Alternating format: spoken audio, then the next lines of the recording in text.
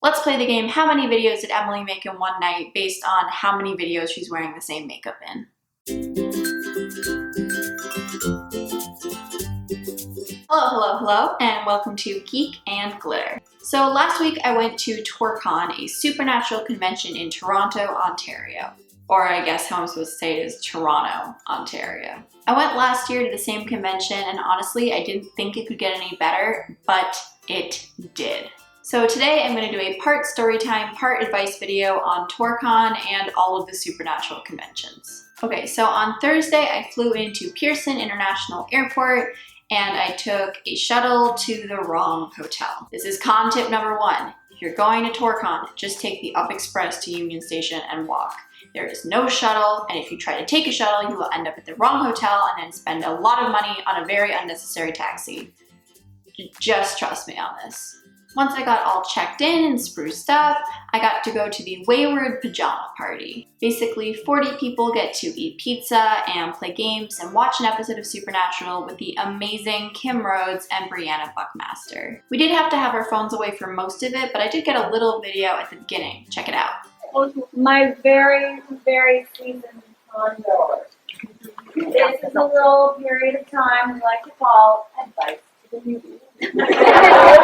It was honestly the most fun evening ever, 110% worth the money. I made new friends who I hung out with the whole rest of the evening. I cried from laughing so hard, and I got to actually interact with these people who I admire so much. And at the end of the night, we got to take selfies and we got these awesome bumper stickers that you can only get at the pajama party. Then it was Friday, and since I'm one of the awesome Friday people, I missed opening ceremonies because I slept in.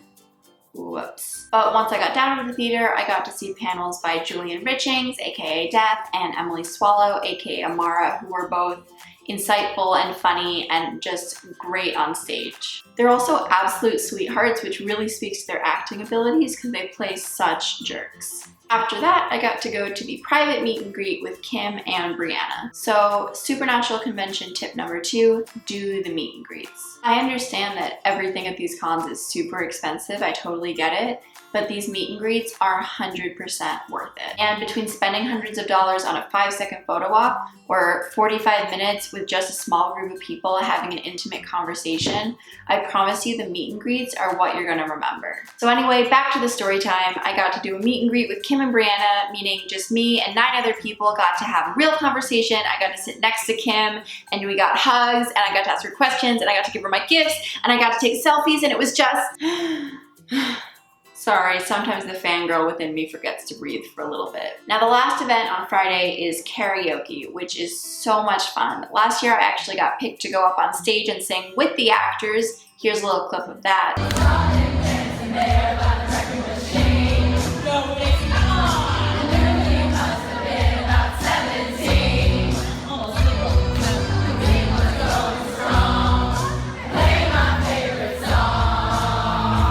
This year, unfortunately, I did not get picked, but I did get to stand right at the velvet ropes, and so I got lots of high fives and pictures and videos with the cast.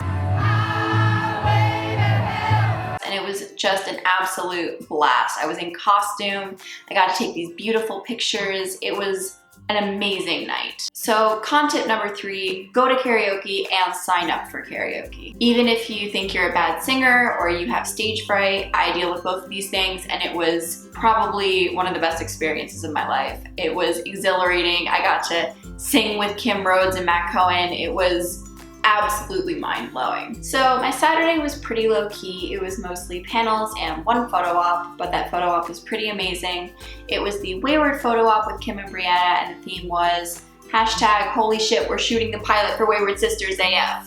And because I was so excited, I just had to jump up in the air with them. This was my photo op, I'm very proud of it. I did have one photo op, which was with Kim and Brianna. It was the Wayward #holy shit, we're shooting the pilot AF for Wayward Sisters. As soon as I stepped up to take my photo, Kim hugged me and they both remembered my name and thanked me for the gifts and the letters I had given them. And I just felt this amazing connection with these two people that I admire so much, and it just made my heart swell. After the photo op, it was just a couple panels with Mark and with Misha, and then we had autographs. Con tip number 4, if you are gold or silver, you can use your autographs during any autograph session. It doesn't just have to be in the one designated for gold and silver. For example, I wanted both Matt and Rich to sign my karaoke photo op, but Rich's autograph was supposed to be before karaoke. But he had other autograph sessions later in the weekend, so I was able to just save it. I didn't have to worry about going to the first one, but definitely check the schedule because some of the guests only do one autograph session. Okay, on to Sunday. I promise I'm wrapping it up here. I started off my morning bright and early with Mornings with Mary, which was breakfast with Samantha Smith, aka Mary Winchester, which was so much fun. She gave us these name tags with our name on them, and we had cereal and ate bacon, and she answered questions for us, and she was just so friendly. And then we ended the morning by practicing stage punches, which made me feel badass. After that was the gold panel with Jared and Jensen, and I got to ask them a question. Here is the video of that. The version of the relationship they had wasn't quite the relationship it turned out to be. And so with new people possibly coming back in the apocalypse world where Sam and Dee remember this relationship they had, but it's not quite the same person that they remember, how will those relationships and dynamics play out? Next question. Right out of the gate. I'm gonna go finish this outside. I think one of the first off, great observation. I think that's one of the. What, did we share a birthday?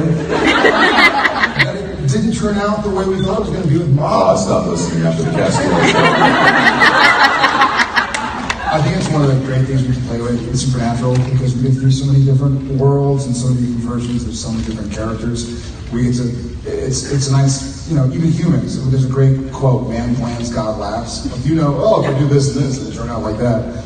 And it never does. And so I like seeing how the boys and even cast kind of deal with that realization that, wow, this isn't exactly what I thought it would be, or this didn't work out the way I hoped it would. And I think we're probably going to carry it on this year, not knowing who to expect from Apocalypse World, as we're calling it. And it's great. I think we're calling it that. We are. It's like exterior day Apocalypse World. I thought it's alternate world. Alternate. Apocalypse. Is it a rip or a rift? Rift. I don't know. I haven't read a script since season 2. After that, I took a nap because I was emotionally exhausted, and then came panels with Jim Beaver, who filled in for Jeffrey Dean Morgan last minute, Samantha Smith, and then Jared and Jensen. Then was photo ops with Samantha Smith and Jensen and Misha. Came out so good, they're so pretty, and I just love it. Like I said, I am not always in control of the fangirl within me. Sorry about that. And then came autographs. I'd done all my photo ops, I had gotten my autographs with Misha and with Sam and with Jensen, and then I got in line for Jared's autograph, and it just so happened that I was the last person in line. Finally, I got up to the table, he signed my book, and then I went, guess I'm the last one. And so he stood up and hugged me and kissed me on the cheek. I would scream much louder, but it is nighttime and I have roommates. After that, I then proceeded to scream and do happy flails and jump around and basically not be able to stop moving in the hallway and in the theater and in the elevator and in my room for quite some time. And then I ate some grilled cheese and I died some more. And then Monday came and I had to get on a plane, and that was very sad. Tip number 5, be prepared for the post-con blues because they are real. And that was my experience at TorCon. Thank you so much to the staff and volunteers and guests and amazing friends that I made this weekend for making it completely unforgettable. And thank you for sitting and watching me gush all about it. If you have any con memories you'd like to share or questions about the con, make sure to leave them in the comments down below. If you like this video, please give it a thumbs up and subscribe down below so you know when I make new videos. Also, make sure to follow me on social media. That's all I got for you today.